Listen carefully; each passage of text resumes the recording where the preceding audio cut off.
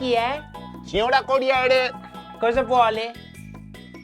no niente, passavo di qua per caso, volevo farle un saluto. Secondo me io sono un corriere consegno. Certo, ma un pacco o una busta? La busta, signora. Allora non c'è nessuno. Come non c'è nessuno? Con chi sto parlando qua, fatina di campanelli? Dai. No, è che siccome mio marito Duilio l'anno scorso ha sbagliato a farsi il 7,30, non apro mai le buste perché ho paura che sia una multa. No, ma non è una multa, signora, è una lettera. Aspetta. Una lettera di sua cugina Marisa dal Piemonte. E a Marisa? Cosa dice ciò?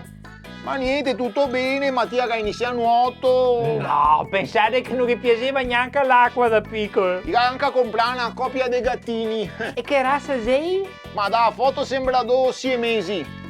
A proposito di 6 mesi, signora, siccome non voglio star qua anche a mi 6 mesi, me verge o cosa femo? Ah, sì, scusi, venga Suso.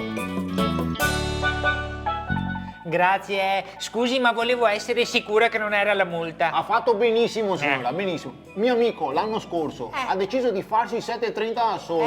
E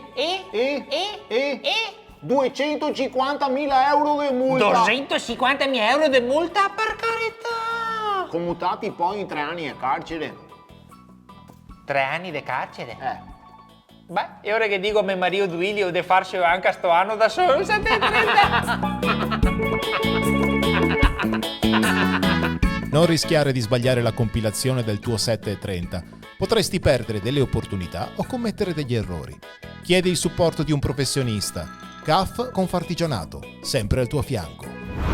Signora, sempre io, Corriere. Questa volta sembrerebbe una multa. Ah, no, grazie, prendiamo i 3 anni di carcere. Fatto bene, saluti al marito. Porti 2 arance anche da parte mia.